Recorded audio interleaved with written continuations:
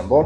Orqa hovlida nima bor desanglar, ya'ni u yerda yozgi oshxonamiz mavjud. Tandir o'choqlari tayyor qilingan, havo aylanishi, yorilish turishi ham yaxshi o'ylangan holatda bo'lib turibdi.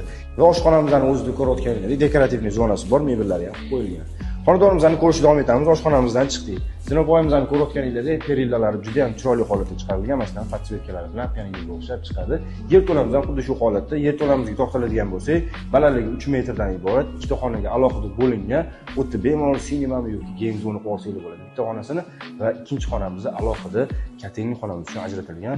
Hamma sharoitlari cho'tki qilib qo'yilgan. Ko'rib turganingizdek, boiler disklarni, doku, termikatorlari bor va o'zining nasoslariga ham ega. Endi biz sizlar bilan ikkinchi qavatni ko'ramiz. Ikkinchi qavat alohida atmosfera. Videoni boshida aytganimdek, terasasini ko'rsanglar, maza qilasiz. Qani ketdik. Ikkinchi qavatga chiqib kelarkanmiz, bu yoqdan ko'rayotganingizdek, illyustralarimiz ilingan, hovliga qaragan, ya'ni tabiiy yorug'lik, havo aylanishi uchun ham derazalar tashab ketilgan. Ikkinchi qavatga chiqqanimizda bu boshqacha atmosfera. Videoni boshida men bekorga aytmadim. Xonadonimizning dizayni ekologiya bilan uyg'unlashib ketgan deb mana ko'rishingiz mumkin. Mana shu hovlimizni o'zida chiroyli yashil zonalar qilib, o'zining dekorativniy zonasi bor, mebellari ham tayyor qilingan.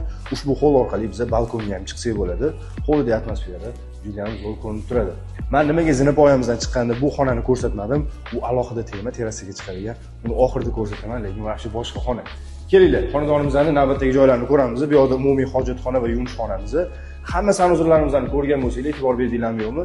Patologiyada tabiatni eslatadigan dekorativlar qilingan. Endi hojatxonada o'tirganda boshqacha bo'lsa kerak. Kelinglar. Xonadonimizning keyingi joylarini ko'ramiz. Bu yo'lligimiz bilan bizda ikkita xonamiz bor. Bu yoq tarafdan kattalar uchun mo'ljallangan yotoqxona bo'ladigan bo'lsa, yon qismida yana bitta xonamiz mo'ljallangan. Videoni o'tkazib yuborishga shoshmanglar. Oxirgi xonamizni ko'rmasanglar, bu videoni mazasini hal tuymagan bo'lasizlar. Birinchi mana bu xonani sizga ko'rsatib ketdik. Kattagina mehmonxona sifatida foydalansak ham bo'ladi yoki dam olish xona qilib qo'ysak ham bo'ladi. Ko'chaga qaragan ko'rasiz, yorqin. Mustahkam termoromlardan foydalanilgan, suv sovuqni o'tkazmaydigan holatda bo'ladi.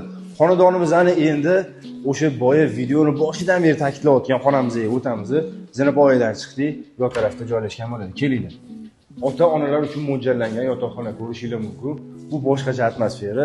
Bu tarafdan ko'rasiz, dekorativniy mebellar bilan yumshoq qilib yaxshi qilib chiqarilgan o'zini. Ko'rib turganinglardek, mana shunaqa ikkita birasi bor. Bu bira ham loft stildan foydalanilgan, ko'rasiz, katta lampalar bilan boshqacha atmosfera beradi. Sizlarga ko'rinmayotgan bo'lishi mumkin, lekin mana shu oynamiz orqasida garderobimiz bor, skriti eshik qilingan. Kelinglar ko'rsata qolaman. Ko'rib turganinglardek, bu skriti eshigimizning orqasida garderobimiz joylashgan bo'lsa, garderobimiz orqali biz sanuzorga ham o'tsak bo'ladi. Juda ham zo'r yechim qilingan. Ko'rib turganinglardek, endi oxirgi ko'radigan joyimiz, videoni boshidan beri ko'rmasanglar bo'lmaydi, ta'kidlayapman. Kelinglar, ko'ra qolamiz. Kattagina terasamiz mavjud. Terasani o'zida ham jakuzilar qo'yishdi. Hovliga qaragan atmosferalari bilan birga